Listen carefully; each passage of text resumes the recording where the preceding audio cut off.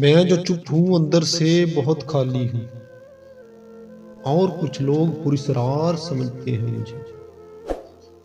میں بدلتے ہوئے حالات میں ڈھل جاتا ہوں، دیکھنے والے فنکار سمجھتے ہیں مجھے۔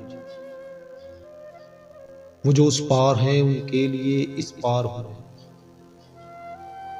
وہ جو اس پار ہیں اس پار سمجھتے ہیں مجھے۔ نیک لوگوں میں میں نیک گنا جاتا ہوں، اور گنہگار گنہگار سمجھتے ہیں مجھے۔